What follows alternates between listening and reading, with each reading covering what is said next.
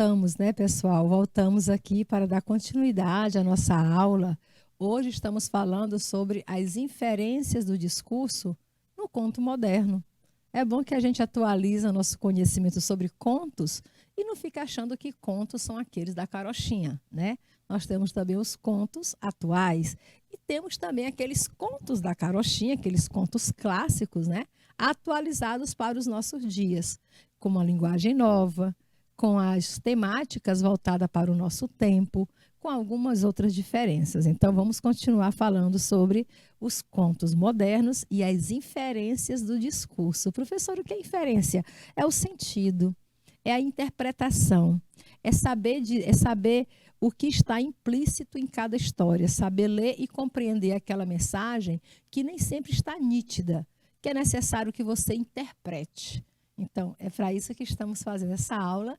Aproveite, querendo interagir, interaja, faça sua pergunta, participe, que nós estamos aqui para esclarecer, tá bom? Vamos continuar falando, então, das inferências do discurso no gênero contos modernos e vamos aqui para esse gráfico que mostra para a gente como se constrói um conto. O passo a passo, né, de como você vai construir um conto. Ah, professora, isso é bom. Eu tenho muitas histórias na minha cabeça e gostaria de escrever um dia. Olha, eu digo para você, escreva num caderno, compre um caderninho, escreva suas histórias. Quem sabe um dia alguém não encontra e publica, né? Muitos autores ficaram famosos assim. Eles sequer publicaram um livro, deixaram anotados e aí um dia alguém encontrou, publicou, como aconteceu com Álvaro de Azevedo, como aconteceu com Gregório de Matos e outros grandes autores da literatura brasileira, tá bom? Nem sempre a gente publica o nosso livro. Tem gente que encontra e publica por nós, mas o melhor é quando você tem coragem, vai lá, publica, vende seus contos, vende sua história, faça o mundo conhecer esse grande escritor que mora dentro de você, tá? Então, vamos pegar aqui como é que a gente constrói um conto. Tudo parte aqui do gênero conto. Pegar aqui a nossa canetinha, tá bom? Tudo começa aqui, você sabendo que se trata um conto. O conto é o quê? É uma narrativa de fatos imaginados, de fatos fictícios. Vejam só. O conto, gente, ele não tem nenhum compromisso de representar a realidade. Isso não quer dizer que ele não possa representar. Claro que pode. Uma das maiores contistas da atualidade brasileira é a Lígia Fagundes Telles, que inclusive a gente já perdeu esse ano já há alguns meses, né? Há alguns meses perdemos Lígia Fagundes Telles. Então, uma das grandes colaborações dela para a nossa literatura foi a escrita de contos. E são contos tão interessantes que às vezes você se reconhece na história. Você se reconhece nos dramas da personagem, contos psicológicos. A Lígia criou muitos contos psicológicos, ou seja, aquilo que se passa na nossa mente, os nossos conflitos, os nossos problemas internos, questões amorosas, questões pessoais, relação entre famílias, né? A outra grande escritora de contos modernos que nós temos para mostrar também é Clarice Lispector. Clarice Lispector criou um livro de contos chamado Laços de Família, muito bom também, que traz para a gente exatamente essa relação que nós temos com a nossa família, certo? Essa vivência, essa experiência que ela trouxe e muito contribuiu. Então, assim, o conto, ele é uma história imaginada. Ele não é uma história real, não tem aquela coisa baseada numa história real, mas ele é verossimilhante. Eu vou anotar essa palavra para vocês entenderem em casa. Verossimilhança. Professora, e o que quer dizer verossimilhança? É isso que quer dizer. Quer dizer que a história não tem a obrigação de ser verdadeira. Vero quer dizer verdadeiro, né? Similhante, similhança, similhante, quer dizer parecido, semelhante. Ela não precisa ser uma história verdadeira, mas também não precisa ser totalmente absurda, imaginada. todo conto, principalmente os contos modernos, eles são bem verossimilhantes, eles se parecem muito com a realidade que a gente vive, tanto que a gente acaba se reconhecendo nos dramas, nas personagens, nos conflitos, né, que ocasionam a história, tá bom? Então já entenda que conto é uma narrativa de fatos imaginados, de fatos fictícios, mas que não são completamente absurdos, mesmo quando eles são fantásticos. E que é um conto fantástico. É aquela coisa, aquele conto da menina que criou asas, né? Coisas assim, como Graciliano Ramos. Aliás, Graciliano Ramos não, deixa eu corrigir, o Guimarães Rosa. Guimarães Rosa escreveu vários contos. Um deles se chama A Menininha de Lá.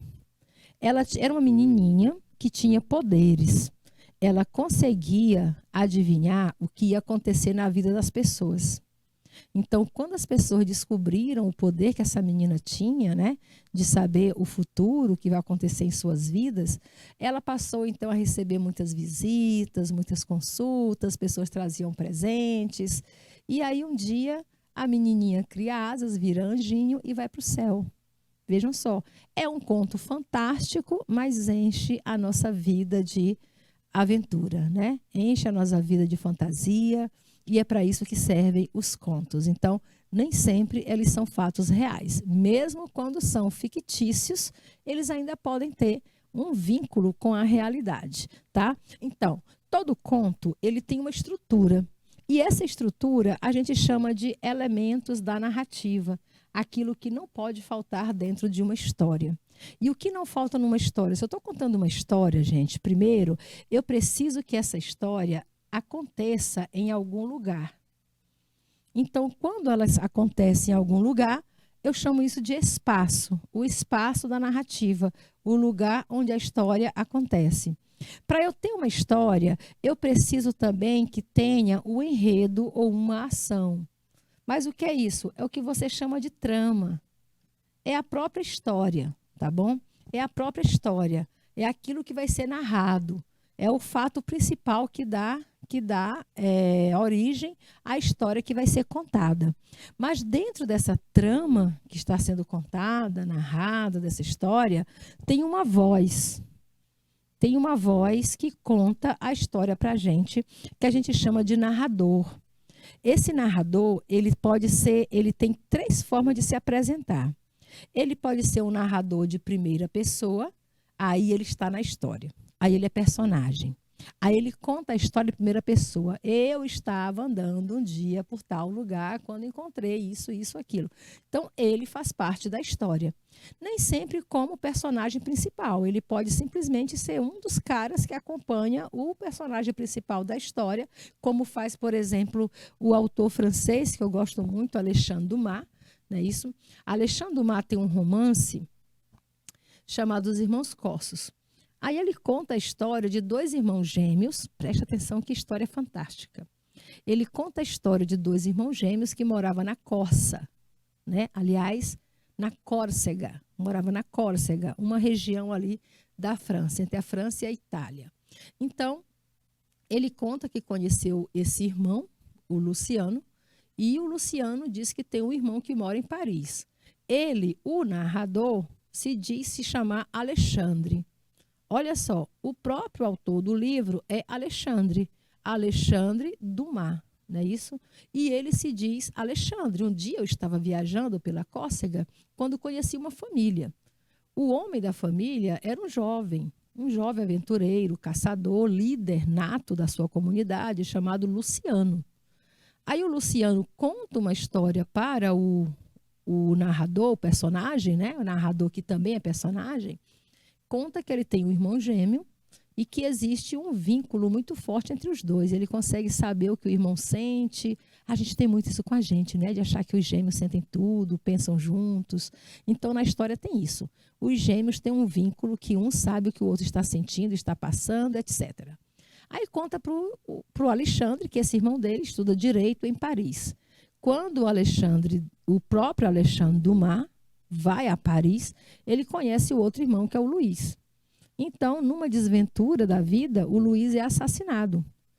E ele, né, o Luiz, deixa uma carta para a família e o Alexandre vai entregar essa carta. Só que quando ele chega, antes de ele viajar, para informar a família que o Luiz estava morto, o Luciano chega na casa dele em Paris dizendo: mataram meu irmão. Eu sei quem foi, sei o lugar, sei a hora e vim aqui para me vingar dele. Olha que história surpreendente. Quer terminar de ler? É fácil.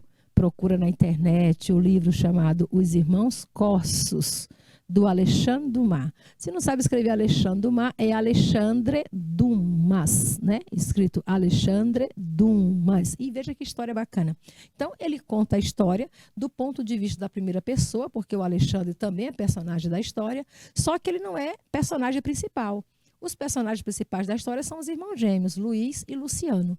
Ele conta como uma pessoa que testemunhou o fato que foi acontecido, o fato que ele está narrando, que é a trama, o fato que é o enredo e as ações que vão se passar dentro dessa história. E onde a história aconteceu? Num lugar chamado Córcega, na Córcega e também em Paris, 2 espaços. A narrativa, geralmente, do conto, ela se limita a um espaço, não é uma regra, tá? Isso não é uma regra, mas geralmente os contos se passam dentro de um espaço. E tem também os narradores que são feitos em terceira pessoa. Ou seja, ele não participa da história, mas ele consegue contar a história para a gente, a história da outra pessoa, e não a história dele. Ele não está na história. E tem 2 formas dele falar a história da outra pessoa. Ele pode falar de maneira apenas observadora. Ele é um observador, ele só conta o que ele soube, o que ele ouviu falar, o que ele viu. Ele não sabe dizer o que se passa no interior das personagens. Você viu que naquele conto do rei, que a gente começou a nossa aula, o narrador disse, e o rei pensava. Ora, se o narrador diz o que o rei está pensando, é porque ele está dentro do consciente do rei. Se ele conta a história do rei e não a história dele, ele é um narrador de terceira pessoa. Só que ele não é um mero observador, ele é onisciente. Ele sabe o que o personagem sente, o que o personagem pensa. Ele age como se fosse um deus dentro do interior das personagens, tá bom? Então, a narrativa em terceira pessoa tem esses 2 focos. Tem o foco do observador, que apenas conta o que sabe, o que viu, e tem o foco do onisciente, que é aquele narrador que sabe, que conta o que viu e conta o que não viu, né? O que não dá para ver, ele também conta.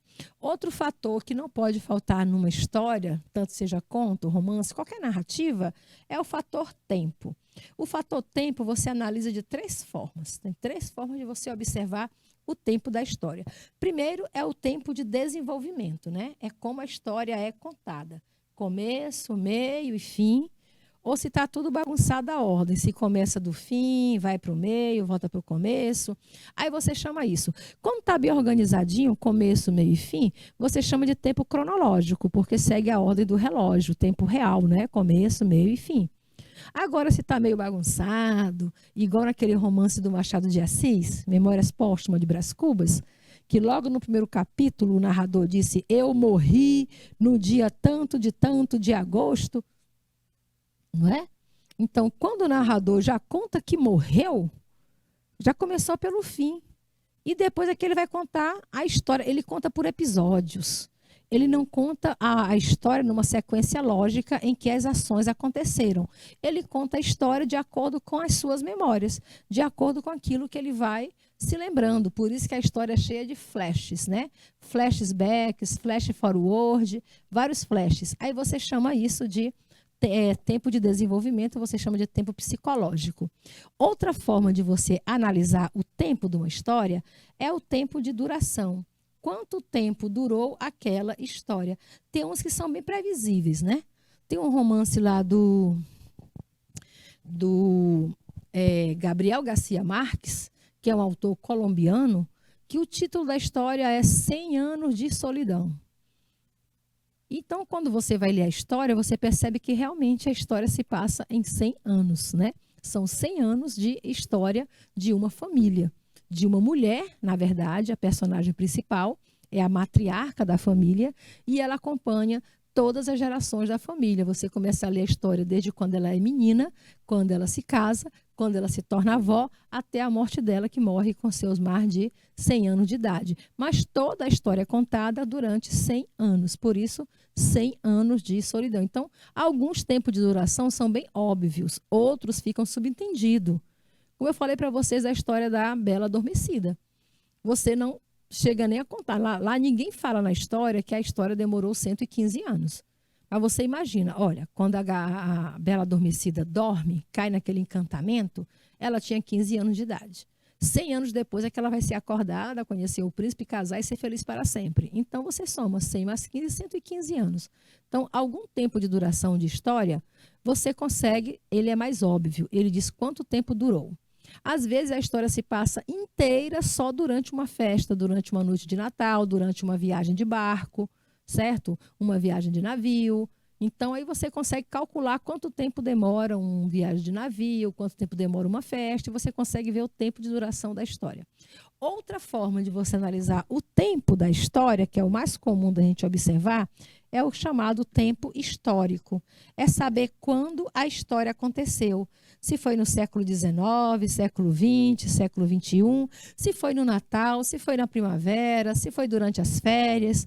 Isso você chama de tempo histórico. E, por fim, nós temos as personagens, que são as pessoas que vivem a trama, né?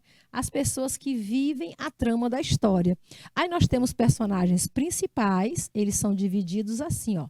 Temos os personagens principais e temos personagens secundários.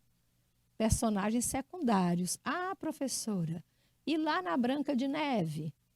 Né? Quem são os personagens principais? A Branca de Neve e os 7 anões são principais. A história se passa ali com eles. Professora, e o Príncipe Encantado? Como ele tem um papel relevante, quando o personagem tem um papel relevante para a história, faz a diferença na história, ele se torna principal.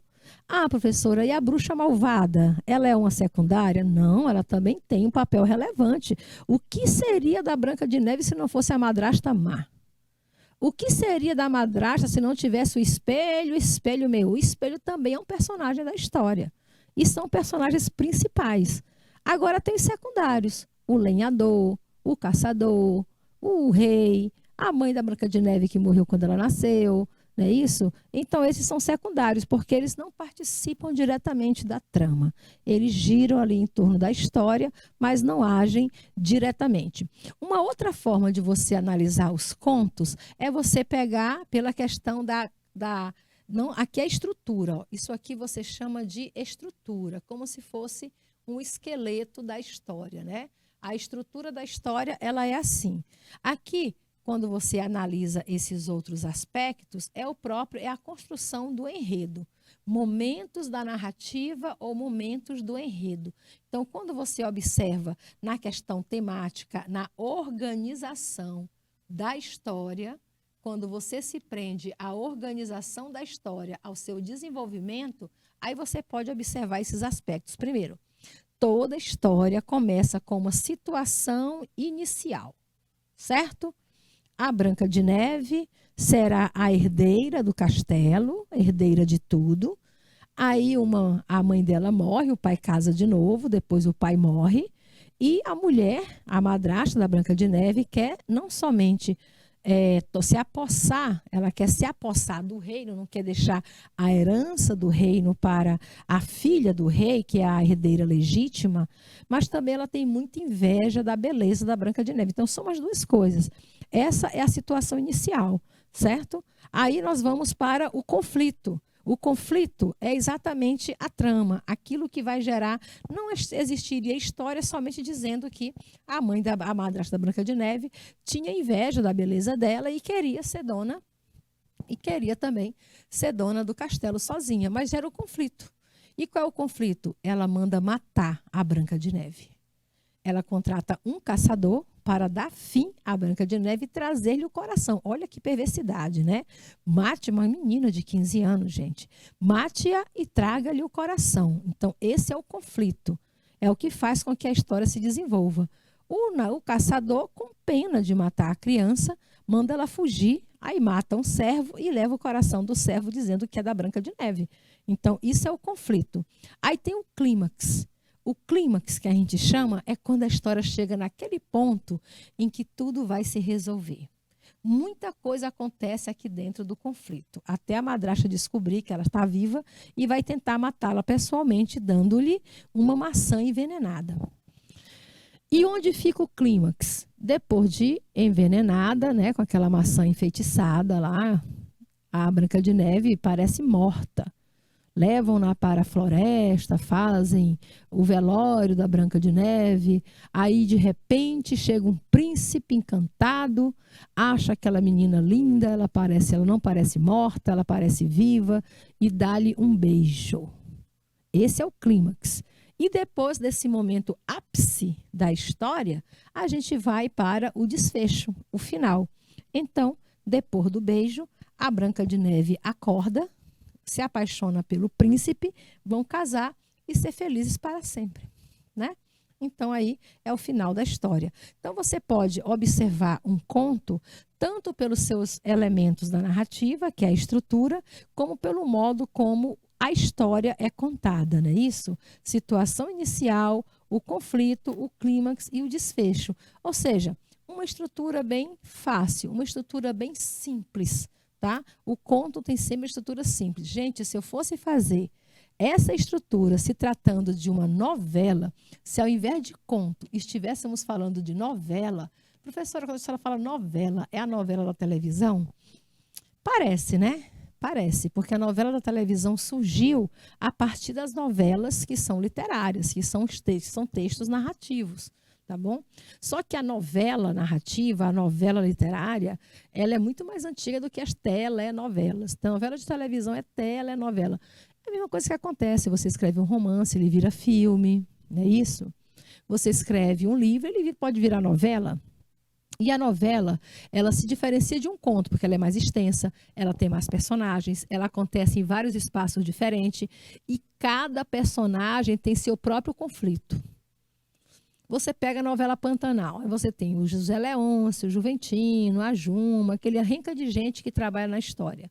Mas cada um deles tem seu próprio conflito.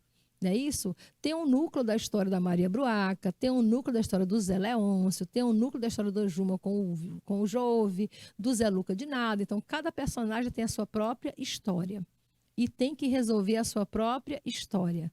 Então, a novela, ela gera vários conflitos, várias personagens, várias situações e vários clímax, mas vai ter o mesmo desfecho. Toda telenovela termina em casamento. Anota aí, Joselis, tá bom? Então, é assim que as narrativas acontecem. Simbora. Ainda falando do conto, aí nós temos os elementos da narrativa, né, que eu já falei para vocês. Primeiro, o narrador, que é aquela voz que conta a história para a gente. E eu expliquei que existe o narrador personagem, que é aquele que participa, ele vive a história, ele está dentro da história. Então, ele é contado na primeira pessoa, ele pode usar o eu, ele pode usar o nós, mas ele faz parte da história. Tem um narrador observador, ele conta a história de outra pessoa, mas ele conta apenas o que vê, ele conta apenas o que vê, apenas o que assiste. Ele é incapaz de saber, de ler o consciente de suas personagens. Já o narrador onisciente, ele também é feito em terceira pessoa, ele conta a história do outro. Só que ele é introspectivo, ele consegue ler, deixa eu colocar aqui o L, ler e saber. Né? Ele lê e sabe tudo o que se passa no interior das personagens. Sabe o que pensam, sabe o que sentem, sabem tudo. Não é isso? Então, ele não participa da história, mas ele sabe tudo o que acontece porque ele está dentro da consciência de seus personagens. Ele consegue ler os seus pensamentos mais íntimos e dizer para a gente. Então, são esses aqui os tipos de narrador que a gente encontra tanto em conto como no romance, em todas as formas narrativas. Vamos lá. Aí nós temos o enredo. Eu falei para vocês que o enredo é o quê? É a sequência de ação, é a trama, né? A trama da história. Então, essa trama, ela geralmente acontece assim, ó, início, meio e fim, quando ela é chamado de enredo linear, tá bom? Quando ele é linear, ele segue essa sequência, começo, meio e fim. Aí vem o conflito, que é o problema da história, que vai realmente dar mais senão a história fica muito morna, né? Eu assisti um dia um filme chamado Os Filhos do Francisco, e aquele filme do Francisco eu não vi, não tem conflito, gente. É um filme que não tem conflito. Eu fiquei procurando, esperando o conflito, e nada teve conflito, e a história fica muito morna. Então, quando fica muito morna, não tem problema. E toda história, para ser interessante, tem que ter problemas, como a bruxa perseguindo a Branca de Neve, não é isso? Então, aí você chama de conflito. O que mais tem na história? Tem também personagens que são as pessoas que vivem a história, que nem sempre é pessoa. Se você ler a história daquela da princesa e o sapo, o sapinho lá também é um personagem da história, tá bom? Então, esses seres que são personagens, dependendo do tipo de história que você lê, eles podem ser reais ou podem ser fictícios. Ou podem ser inspirados em pessoas reais, né, mas não totalmente reais. E eles podem ser pessoas, mas podem ser animais, objetos, seres imaginários, né, a cuca, o Peter Pan, objetos como a xícara falante, a fechadura que fala, o Pinóquio, que é um boneco de madeira, podem ser animais como a raposa e as uvas. Então, nós temos aí vários tipos de personagens. Espaço, como eu disse, é o lugar onde a história acontece, que pode ser um lugar simples, apenas um lugar, mas também pode ter outros ambientes. Nos contos, geralmente, apresenta pouco ambientação, poucos lugares. Já o tempo é aquilo também que eu falei para vocês, que pode ser cronometrado, começo, meio e fim, pode ser o tempo que durou a história, ou pode ser o tempo histórico, quando a história se passou, tá bom? Vamos lá, analisando um conto aqui para vocês acham que vocês conhecem essa história. Esse filme, ele veio de um conto. O nome do conto é O Curioso Caso de Benjamin Button. O conto foi escrito pelo Scott Fitzgerald. É um conto do século XIX, certo? Ele resolveu contar a história de um homem de maneira inversa. O homem nasce adulto e morre criança, para contradizer, né? Para contradizer a nossa própria história, da gente acreditar, porque já imaginou? Se você nascesse velho e morresse criança, aí você teria um tempo limitado de vida, certo? Você nasce criança e morre, sabe lá quando? Então você tem um tempo meio limitado. Aí foi para o cinema, tá? Teve um filme muito famoso aí com Brad Pitt, também chamado de O Curioso Caso de Benjamin Button. O Curioso Caso de Benjamin Button foi um conto escrito por Francis Scott Fitzgerald e foi publicado, olha só, no início do século XX, em 1922. Ele, né, o Francis Scott Fitzgerald, teria se baseado para criar essa história numa frase de um filósofo muito conhecido que é Mark Twain. Mark Twain, que escreveu um livro lendário que acho que todo mundo já deve ter lido, que deixa eu me lembrar aqui o nome do livro, tá passando aqui na minha memória, aquele livro que, daqui a pouco eu lembro o nome do livro do Mark Twain, que dizia lamentar que a melhor parte da vida fosse no início e que a pior parte da vida fosse o final. Então ele pegou essa frase do Mark Twain, assim, A Arte da Guerra. Pronto, eu consigo lembrar, tá bom? O livro do Mark Twain é A Arte da Guerra. Então, no livro da Arte da Guerra, do Mark Twain, ele tem essa fala, né? Ele diz que como é que a gente pode viver assim? A melhor parte da vida é o início e a pior parte fica no final. Aí ele pensou, e se fosse o contrário? E se a gente vivesse primeiro a pior parte da vida e morresse na melhor fase? Como seria? Então, o conto faz parte de uma compilação. Compilação quer dizer um agregado de contos, né? Chamado de Contos da Era do Jazz. E trata de uma interessante inversão, uma inversão na vida de Benjamin Button. É um homem que nasce velho. Isso aqui você chama de trama ou enredo, tá bom? Aqui seria o enredo da história. O que é que a história do conto vai contar para a gente? É um homem que nasce velho e rejuvenesce ao longo da vida até morrer na idade de um bebê. Para você que já viu o filme, deve estar bem familiarizado, né? Com Benjamin Button. Se você não conhece a história, tem duas formas de você conhecê-la, tá bom? Esse livro, ele está em domínio público, porque ele é de 1922 e geralmente quando o autor como Francis Scott Fitzgerald, completa mais de 100 anos de morte, a história aí os contos passam a ser, a sua obra passa a ser pública, tá bom? Então você baixa em domínio público o nome, você pesquisa o curioso caso de Benjamin Button e baixa o livro em PDF, pode ler em casa, ou pode ir numa loja e comprar o livro. Ou se você não é muito afeito a ler livros, porque eu acho a melhor forma é lendo livros, você pode ver o filme. O filme aí com o Brad Pitt, que está disponível também aí nos YouTube da vida, terminando nossas aulas, você pode pesquisar no YouTube o curioso caso de Benjamin Button e acompanhar essa história, né, do homem que nasce velho e ao longo da vida ele vai ficando novo e morre então quando ele vira um bebê, tá bom? Que é contrastando a frase de Mark Twain lá no livro lá da Arte da Guerra. Sigamos. Um trecho do conto aqui para vocês. Olha, para quem achou que não fosse ler o conto, vamos ler, né, Joselis? O senhor Button, senhor é o pai, né? O senhor Button se arrastou atrás dela. Esse dela aqui é uma inferência a alguém que estava na história, porque aqui é só um trecho, tá bom? Atrás de alguém, de uma mulher. No fim de um longo corredor, os dois chegaram a um recinto do qual provinham gritos variados. Um recinto de fato, que no linguajar do futuro teria sido conhecido como Sala do Choro. Na verdade, é o berçário, né?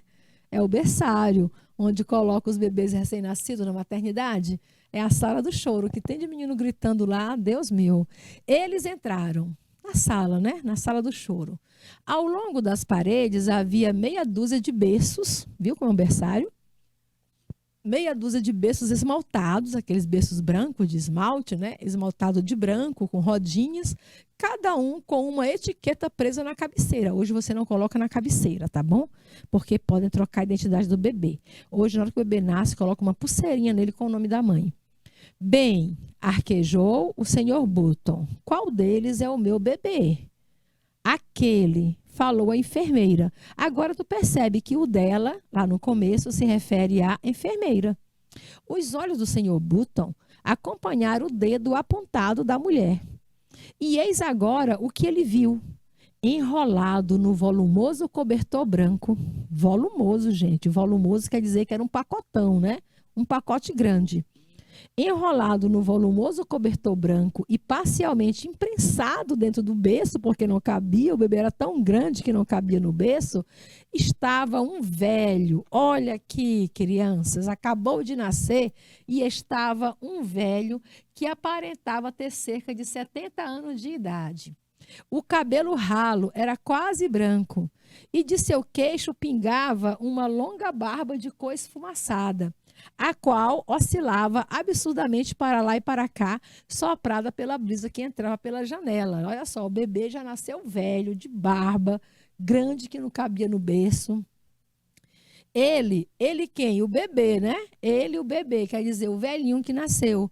Ele observou o senhor Button com olhos turvos desbotados. Olhos turvos quer dizer olhos escuros, desbotados, né? Com poucas cores, não sabia bem a expressão, nos quais espreitava uma pergunta intrigada. Parecia que os olhos do garoto, né? Do velho que nasceu, fazia uma pergunta olhando para o pai, tipo: quem sou eu? Onde estou? Para que vim? Para onde vou? Perguntas bem filosóficas. Aí o homem diz assim: estou louco? Trovejou o senhor Button. Trovejou, quer dizer, ele falou bem alto, né? Estou louco?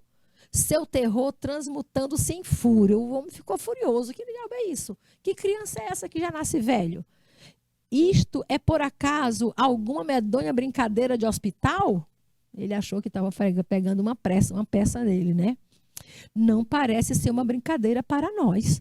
A enfermeira retrucou com severidade. Ela foi dura, né? Não parece ser uma brincadeira para nós.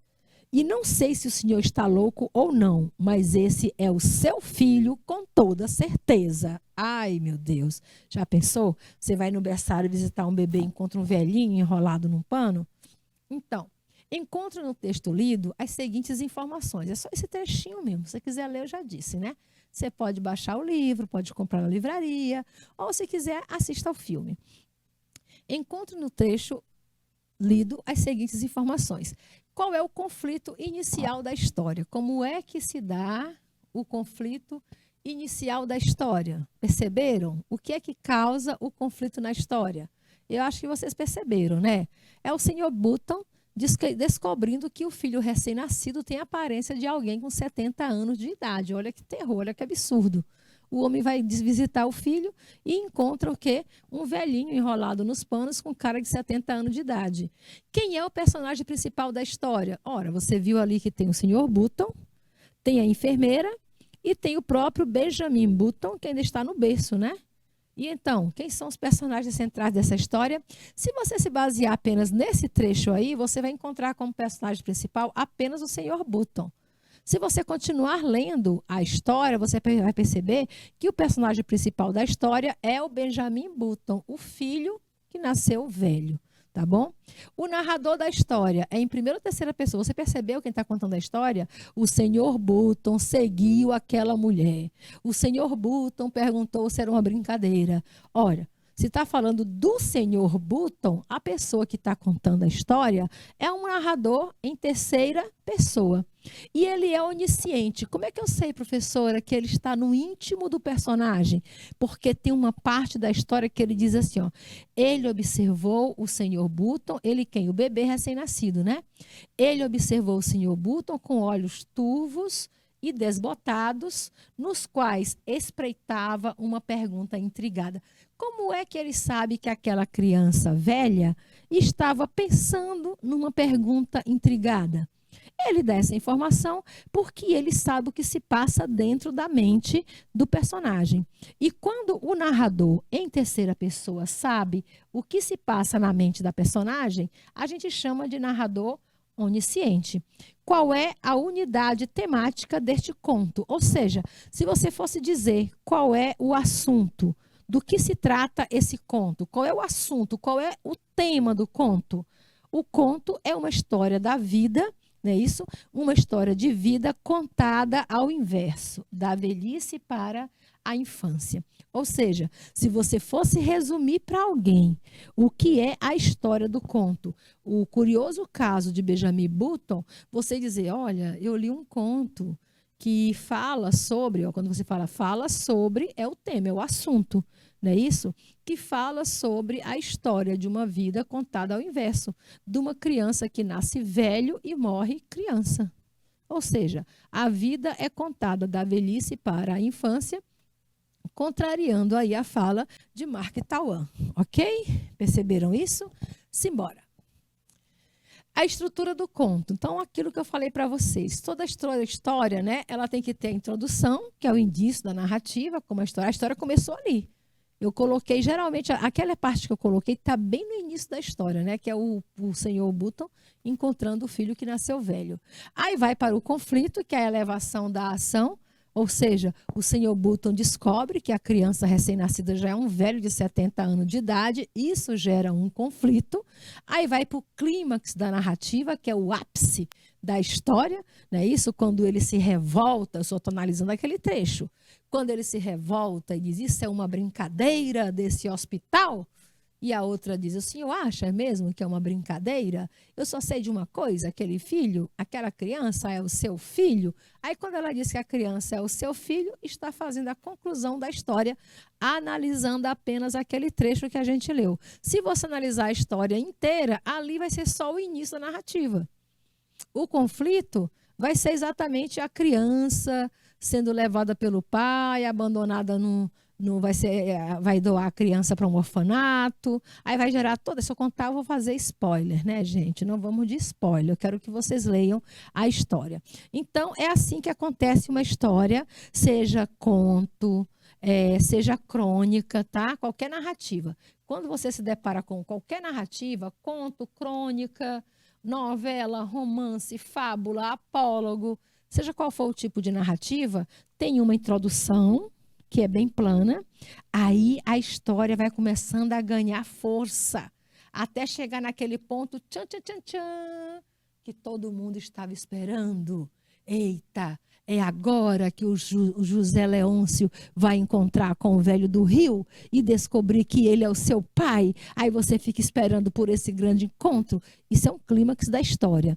Aí depois o Zé Leôncio encontrou o velho, aí começa a declinar, porque já passou o melhor momento da história, logo quer dizer que a história está caminhando para um final. Esse final aqui vai depender do tipo de história que você está lendo, tá bom? Geralmente, quando uma história é romântica, alguma coisa assim, ele termina no final feliz.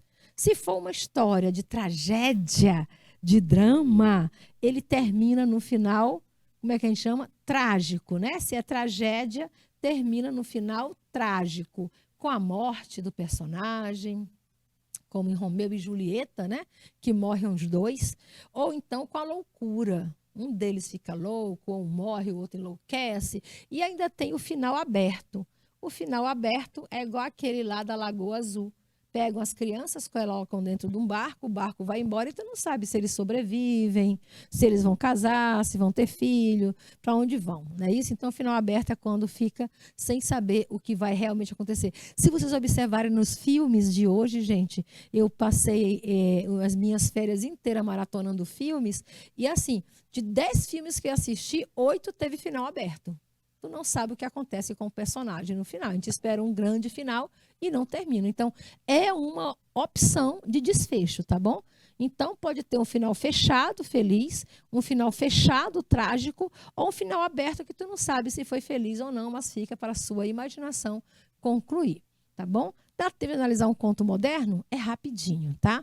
É um texto aqui do Carlos Drummond de Andrade chamado Furta de Flor. Furtei uma flor, furtei, está em primeira pessoa. Eu furtei. Já achou que o narrador é personagem. Furtei uma flor daquele jardim. O porteiro do edifício cochilava. O porteiro do edifício já acha um personagem. Além do narrador personagem, já tem outro personagem que é o porteiro do edifício. Aqui tem um lugar onde aconteceu a história, no jardim, não é isso? O porteiro do edifício cochilava e eu furtei a flor. Trouxe-a para casa e coloquei-a no copo com água. Logo senti que ela não estava feliz. O copo destina-se a beber e flor não é para ser bebida. Passei-a para o vaso e notei que ela me agradecia. Olha aí, o narrador onisciente, sabe até o que a flor está sentindo. Ela me agradecia, revelando melhor sua delicada composição. Quantas novidades há numa flor se a contemplarmos bem.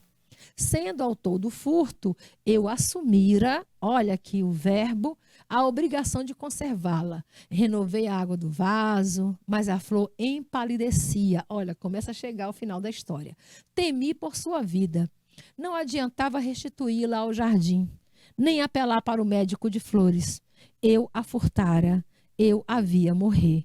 Já murcha e com a cor particular da morte, peguei-a docemente e fui depositá-la no jardim, onde desabrocharam. Ele foi dar um repouso final para ela. O porteiro estava atento e repreendeu-me. Que ideia sua? Vi jogar lixo de sua casa nesse jardim? Nossa, quanta insensibilidade! O porteiro chama a flor de lixo. O rapaz gostou tanto da flor, mas se você gosta de flor e de pássaros, não prenda, não arranque, não mande flores para ninguém. Mandar um buquê de flores para alguém, está mandando flores para morrer. Deixa a flor no vaso, compra um vaso de flores, né, plantado, e manda para a pessoa. Mandar só a flor colhida vai durar no máximo uns 3 dias colocada na água gelada de geladeira lá. Vamos embora. Leia as afirmativas abaixo e, em seguida, assinar a alternativa correta. O texto Furto de Flor é predominante narrativo? Com certeza, né, gente? Com certeza. Se é um conto, se é uma história, ele é narrativo. Então, já está respondido. Segundo o texto de Drummond, a condição para haver novidade em uma flor, sem agredi-la, é apenas admirá-la. Isso mesmo. O trecho do conto que satisfaz essa condição é: furtei uma flor daquele jardim, renovei a água do vaso, mas a flor empalidecia. Quantas novidades há numa flor se a contemplarmos bem, ou não adiantava restituí-la ao jardim? Qual desses trechos mostra que, para você melhor saber sobre as flores, é melhor não agredi-la, mas somente admirar? Eu acho que é a letra C, não é isso? Se você quiser realmente descobrir a beleza de uma flor, contente-se em apenas contemplá-la. Hoje a gente trabalhou com contos modernos. Espero que você tenha compreendido bem a aula e a gente volta na quinta-feira com a aula de gramática da língua portuguesa. Até lá!